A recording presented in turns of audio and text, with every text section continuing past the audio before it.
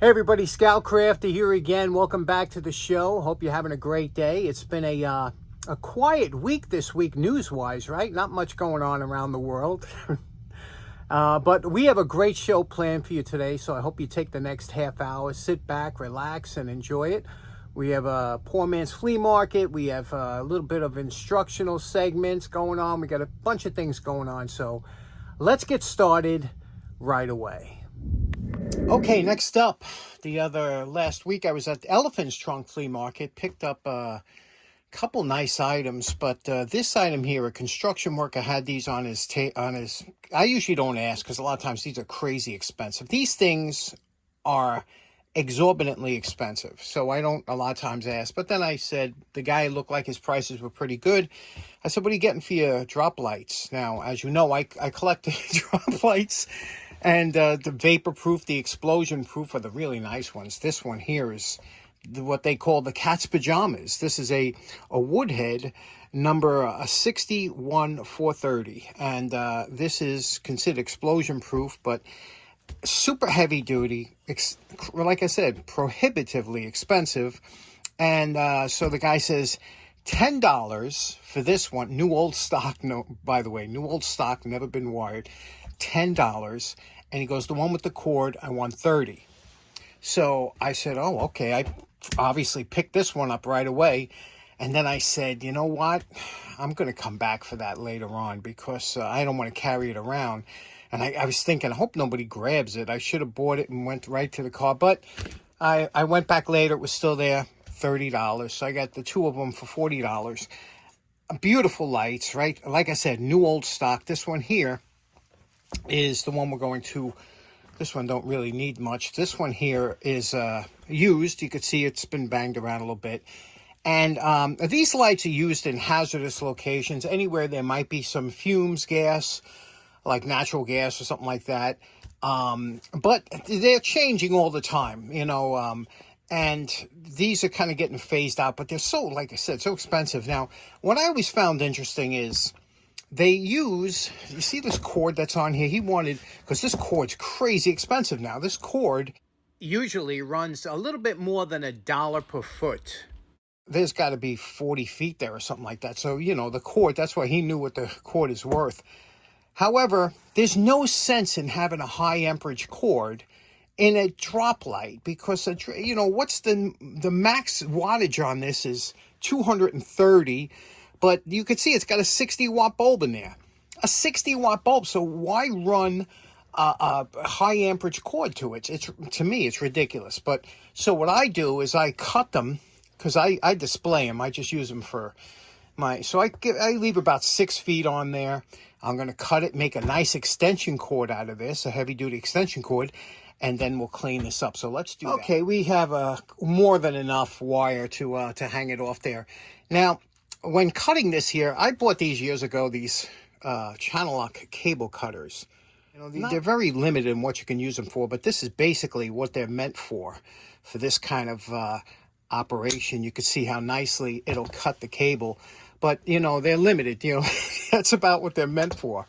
But here you can see this heavy-duty cord in there. No sense in having that for here. So now we're going to, and now this cord end that they had on there had a high amperage plug in there too, the one with the blade that goes perpendicular to the other one. Again, I don't understand. Again, some high construction areas, things like that, have the outlets. I don't have it, so I'm going to take this off too and make this cord into a great extension cord. Once again, being that I don't get to use this that often, might as well use it again. Now I'll just put this in my box. Maybe one day I'll need it. Okay, I cut this piece short. I also cut another 8-foot piece for this one here because we're going to wire it up anyway.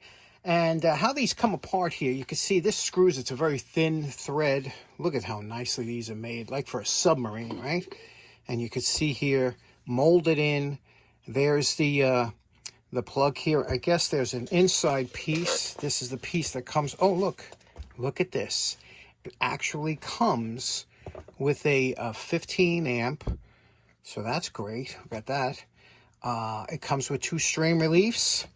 Comes with a small Allen key that is used here. See this here? This Allen key, you lock in the threads. So when that's screwed, when you screw it in, you lock it in. And then here it comes with instructions on how to, look at that, huh? Isn't that nice? How they did that? Boy, that is sure nice, isn't it? Cord clamp tells you exactly how to do it. And, but we want to take the other one apart. Now this handle unscrews from here, and that's how you run the wire in. And see the hookups here? See how nice these hookups are? That, again, you use that Allen key that's supplied to hook up the wire. What I'm surprised is, if you notice, there's no center contact there. Now, you can see the one here, the one that's in use, has a center contact. You see it in there? I wonder where this one is and why it's missing. So I need to replace the center contact to get this one to work, but we're going to clean that. If you'll notice, it did come with a Survivor 60 watt 130 volt. Now that's uncommon, but that's commercial service, and 130 volt is 10 volts over what we normally use of 120, so this is a long life bulb. First off, we're going to work on the housing. You see there's a couple dings and dents. We're going to grind them out, polish them out. There we go. So that looks much better, much more presentable than before. Okay, now what we have to do is we have to replicate that piece of metal that's in that contact, the center contact for the bulb, and you can see it's missing here. So that's why I tell you, always save. Always keep a bunch of old tin and sheet steel, and even small pieces like this you don't throw away, because this is perfect. This is a piece of tinned sheet steel, and I just cut out and dimpled a piece of it here, put a hole in it here. Okay, now what we're going to do is we're going to put that in there and bend this over, and that'll be the center contact. Okay, there's mine on the right, the original on the left. Again, mine on the right. So now let's hook it. Okay, now we got to clean up this cord, the handles, whatever we have to do. I know I've said it a few times before, but this tub of towels. Look at this. Look at this. What this gets off. This stuff. I don't know what kind of cleaner it is in here, but it just takes all the dirt, the grease, the grime, and it just keeps working. Just keep rotating the, to a clean spot, and look at what it does to this. It gets all that dirt off of there. It really works great. But the main thing I got to tell you, always remember, is after you finish with the tub of towels, always go over it with a damp, clean cloth to get rid of this soap or whatever it is, because this will pick up dirt if it lays on the floor, something like that. But this cord was a real mess. Look at that. Yee. Last up, I ordered these special T10 bulbs for the explosion proof lights, because these only use 1 watt. They're great. They look fantastic. It's not meant for brightness. It's just meant for appearance. They have a 22 Kelvin appearance. Really nice. We're going to put these in, and when we screw these together, now this is either cast aluminum or I don't know what it is, but it's always, this tends to gall up a lot of times when you're using aluminum threads. Are never really smooth. So I always put a little bit of lubriplate on there to assemble it, and it goes so much easier. And we're calling this project done. Boy, don't they look great. And this one here was the new old stock one. This one here was the older one, but now they look identical. Everything's cleaned up. I put new strain relief on here because it came with 2 and this one. And these bulbs, these 1 watt bulbs, they display so nicely. No heat dissipation. You don't have to worry about wattage. You can leave them run all day. So that's really great. And it only has a small cord on it, so you can carry them around. When you have that big 40-foot cord hanging off that thing, first of all, they weigh a ton, but it's just a pain to move them. So this way you have a 8-foot cord. You can always put it on the big one. What do you think of these lights? Next up, do you remember last week we showcased Joe and Kasha designed these stickers, Scout Crafty, and 50/50, but they also designed a couple other stickers, one being Bob's Your Uncle.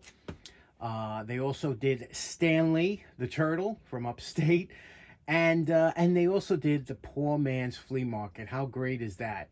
And speaking of the poor man's flea market, the other day on my late night walk, I found this, and this here, what's it? My room, my room, my room.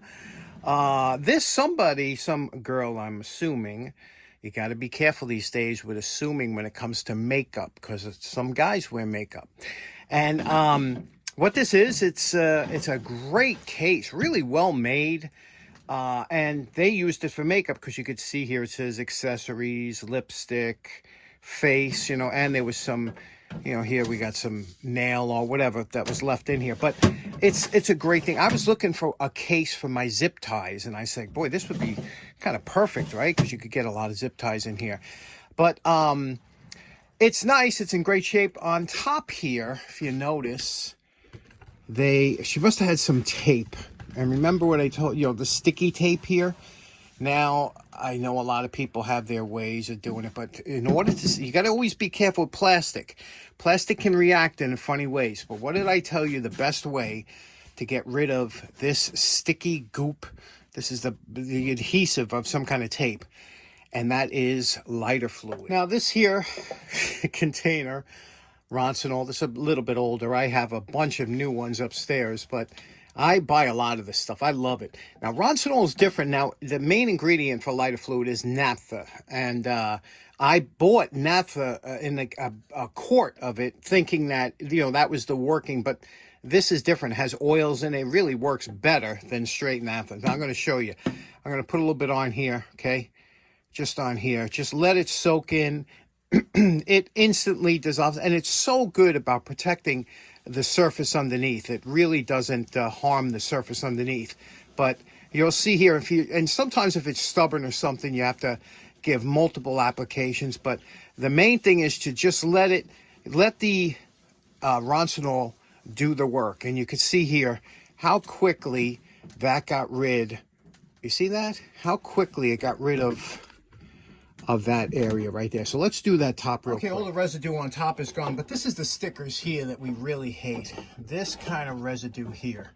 Because, you try and peel it off, get it from the edge, and you say, sometimes they come off so nice, and other times they leave that. And that's the worst, right?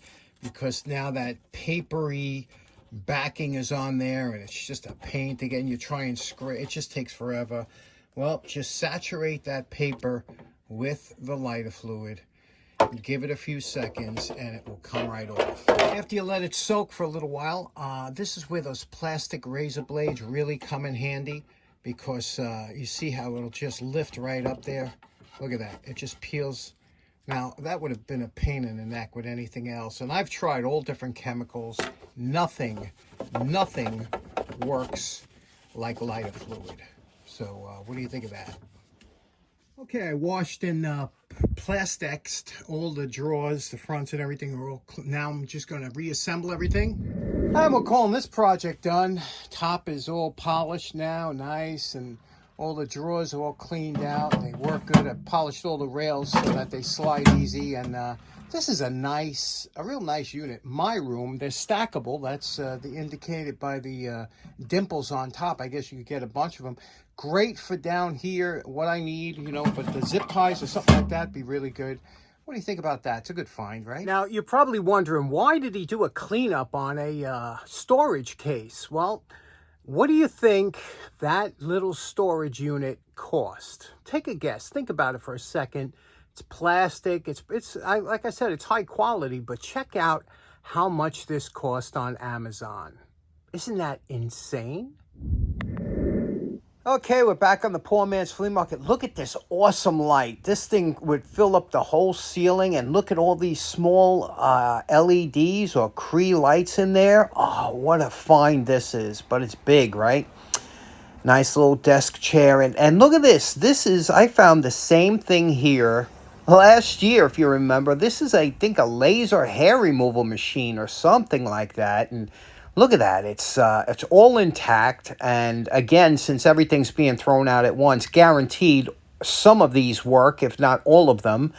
The problem is it's been out in the rain. It poured over the last couple hours, thunder showers. But wow, look at these cool machines, all kinds of great components, nice light on there. Look at that. I guess we'll be grabbing that if we can, but isn't that a fantastic? Let's grab that light and go home and check it out. Now, since, like I said, it was in the rain, the first thing was just take it apart, make sure no rain got in. There's the ballast for the lights. Make sure they're dry. They're completely dry.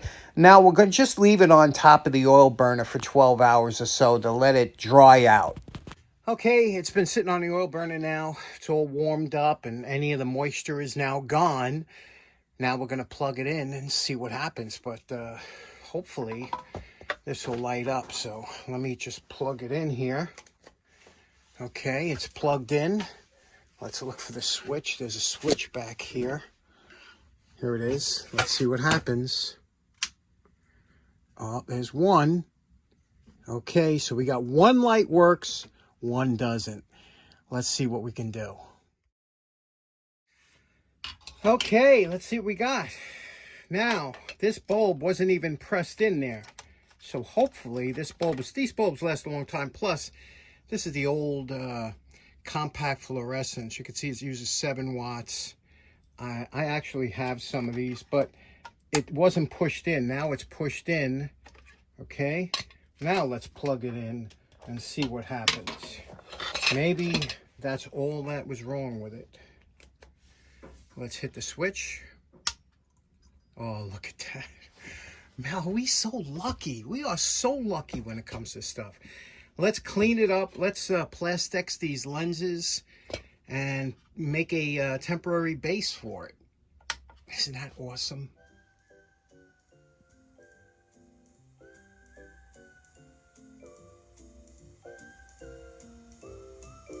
Now, most of these overhead lights come with this kind of shaft that fits into their brackets, kind of universal. We're going to just drill a hole in a block of wood, and we're going to slip this in there just to, and then this can be clamped down to your bench surface. Okay, here we go.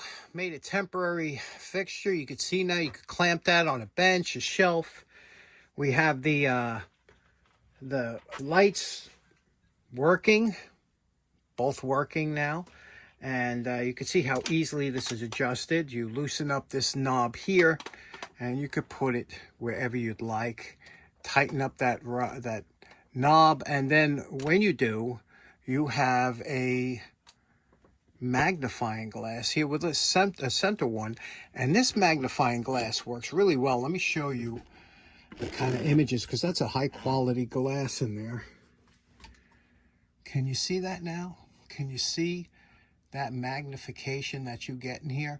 And if you needed something extra, you could go into that small area there.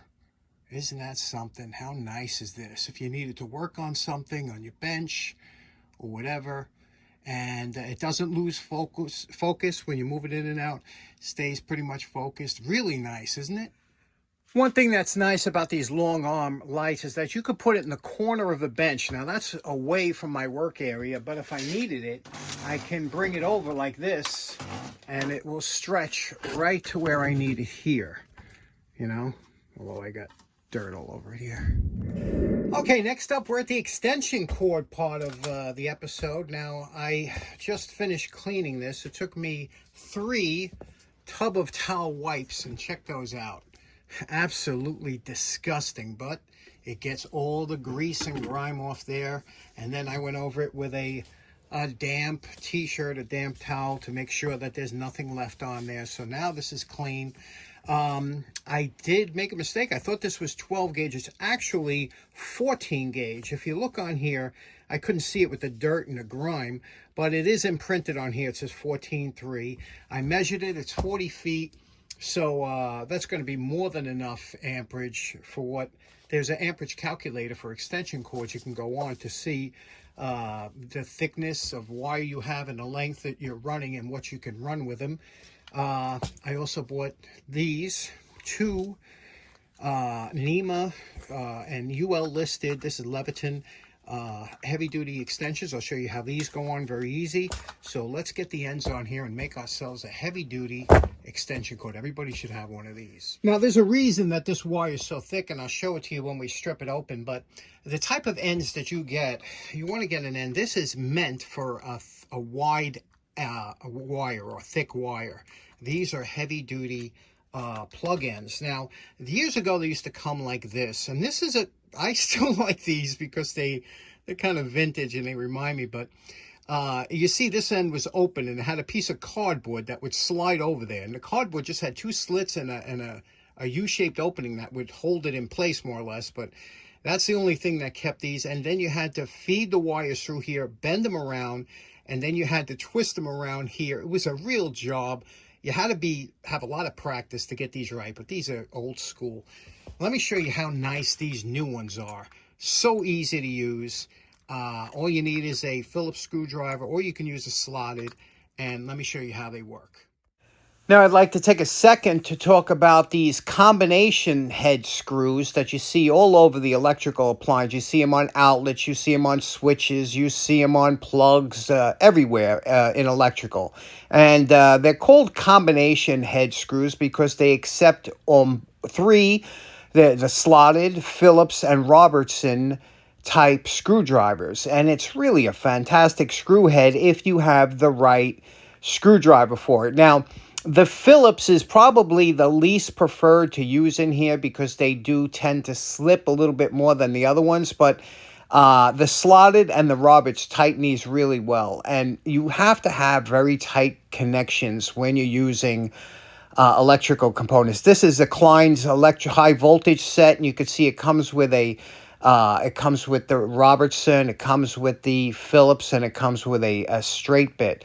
But here I have, for this one, you have to use a Robertson #1, and you could see what a nice positive lockup you get with this screw head, and it really helps you tighten them down. If you're going to do a lot of electrical work, I suggest you invest and get the right kind of screw drivers for this, whether it be a Robertson or the combination head. You can get the FPH 1 and 2 or the ECX 1 and 2, either one. Now, what's really nice about these new plugins, first of all, this is almost like self-centering, okay? As you loosen up these screws here to tighten around the wire, it will self-center on there and keep it nice, so that's nice. Also, when you take the top off here, these screws have an unusual thread to it. Watch how quickly it backs out. Look at that. It backs out with only a couple turns. It's a special thread. You can see how aggressive that thread is there. And it only goes in one way, so you can't worry. It only can go in back one way. So you feed your cord through here. You loosen this up, feed your cord through. You're going to strip off the end. And all you have to do, there's a little strip gauge on here. And you could see it here with the light. You see that? Strip gauge. So there's the insulation to the left, and there's the wire. And what you do is you're going to twist that wire. Now, this is good for 12 to 18 gauge. Can you see that up there? It says 12 to 18 gauge. Now, what you're going to do is just strip the wires, twist them, place the wires in there, and this will clamp down tightly on it. So there's no wrapping it around. It's really nice. Obviously, here, the green is the ground. The brass is the hot. The silver is the neutral. Okay, so let's strip that wire back. I'll show you how it works. Now, to strip this wire back, I'm sure there's a lot of electricians out there that are much better at this than I am. I'm just going to show you what works for me. And basically, there's a tool that will only go in this thickness that you can go around. I don't have that tool, but basically, all it is, it's a little point of a knife that sticks out of here, and you wipe it around. Let me show you how I've been doing. First of all, don't try and work too close to the end. It don't give you any leverage. So go back about 3 inches, okay? And then what you're going to do is push the utility knife into the insulation. You're going to have to do this by feel, okay? And go around until the line meets like here, okay? Now, I didn't go deep enough to touch any wires, you see? I only scored it. But what you're going to do now is you're going to see how deep you're in. Okay, you see how deep we're at? You see that? So now we're going to go into that same line and go a second time until we could break through. Now, we didn't touch the wires, but look, I'm breaking through the insulation. You can see. Now what we're going to do is we're going to work that around. And again, this takes a little bit of practice. that you don't want to nick the wire. See, I just made it through the insulation, but what happens is when you twist it, and that's why you got to give yourself extra room here, when you twist it, you'll be able to get and break that insulation so that it doesn't score the wire, but it will. There you go. You see how that popped out? You see that? Now that we broke the insulation, you work it around and you twist it, and then you just take this, and if you have a little bit there that's stubborn, just give it a little touch, okay? And then you push this off like this, pull it. There you go. We didn't touch any here. Now, the reason this wire is so thick is because it has 3 strands of wire and 3 heavy-duty cords in here. And that's what gives you the strength. You can tug on this, you can pull on it, and you don't have to worry. See, in that cord, there's an outer sheathing and a nylon cord. This is super strong. This thing will hold. That's why the lights are on this cord, that you could hang this and not worry about it breaking the cord because they're so heavy, those lights. So there we go. Now we're going to cut these off, and I'll show you what we do with the wire. Now to cut these cords off, you bend them back like this, take a pair of diagonals, and just snip them off close to the insulation, okay? Just like that, close to the insulation. And now you have the 3 wires that you're going to use. Now, if you haven't stripped wire in a while, this is where you practice on the end. Now, you don't need this long, but it's always good to practice. Now, a good technique that I use here, I'm using here, and now I just want to touch quickly on wire strippers. There are dozens and dozens of different styles, shapes of wire strippers. There are the automatic type, there are the fancy ones that have all kinds of gadgets, and there are the very simple ones they make. But these are the popular ones. This type here is pretty much common. And if you notice on each side, it has one side for stranded, on the left, one side for solid wire. But whichever one you use, you have to get used to using it because some clip different than others. So always practice. You see here, the clippers here. I go back to the second one from the end, okay? Now, it says over here, it says 14 gauge, and you could put it in there where it says 14, you see? And you squeeze it down. But with stranded wire, you got to be very careful, because with stranded wire, there's a good chance you'll nick the wire. So what I like to do is I go up to 12, even though this is 14 gauge. I'm sorry, I hope I wasn't free. Try and go up to 12, and then just press it down once, twist it 90 degrees, press it down again, and this will pop right off. And you can see we didn't nick any of the wires, you see? That's perfect. So that's the way I do it with these clippers. You know, everybody has some different ways of doing it. But again, here, I take it on where it says 12, even though this is 14, squeeze it down, turn it 90 degrees. I'm just cutting the insulation, squeeze it again, put your thumb here, pull it up, and there we go. Now, sometimes there's a little bit of a cord there. See, that's another strain cord. You got to pull that out. But again, we didn't touch any of the wires. That's a good strip over there. So you're going to do that. I'm going to show you how to get the length right. Now, what I'm going to do is I'm going to cut this a little over an inch, about 1 1/8 from the insulation, from the end of the jacket. 1 1/8. I'm going to cut all 3 of these wires. I know we cut it long before, but that was just so that you can have that torque to break that jacket.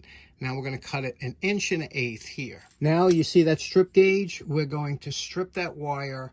It's a 1/2 inch. We want a 1/2 inch of bare wire on each one of those. Now we're going to strip down 1/2 inch. You can mark it with a marker, or you could do it by eye. Make sure you put the female, that holds the screws on the cord first, so you don't have to slide it on the other end for 40 feet. Now you see we got a 1/2 inch stripped, and what we're going to do is we're going to place those into, now the holes on here, once you place it into a hole and you screw this tight, that little bar in there will clamp down on the wire. That's what makes it so nice. Just arrange your cords that you have it right. We got to switch these two and then put it in. Okay, next, make sure you tighten these down as tight as you can make them. Don't worry, you're not going to strip them out. They're made to do that. Everything's in there tight. Now, we're going to put this in here. Remember, I told you it only goes in one way, like this, and then you're going to tighten these down like that. Lastly, you're going to tighten down the strain relief here, and you're going to tighten 1 turn on the left, like this, 1 turn on the right, and you're going to evenly tighten it down until it is completely tightened down, And there we go. Bob's your uncle. To finish up, put your meter on continuity. Put your probe into your neutral. Touch the neutral here. You should have continuity. Touch the other ones. You should have nothing. Repeat the same with the positive. Good. And then lastly with the ground. Here we go. Good. And nothing on this, okay? Now, when you're sure that everything is good, then plug it in and enjoy the illuminated end that you put on here. See? It's a nice illuminated end. This way you could see it in the dark. There we go. Okay, so in closing, that was a lot of fun, this episode. Can't believe the stuff that pops up on the poor man's flea market, right? A couple things got to mention. Tomorrow at is the Long Island Tool Meet out in Smithtown, Long Island. So if you're in the area, we have a little tool meet going on in the Frank Brush Barn. So maybe we'll see you there. Otherwise, we will see you again next week. Hope you have a great week so far. Take care now. Bye-bye.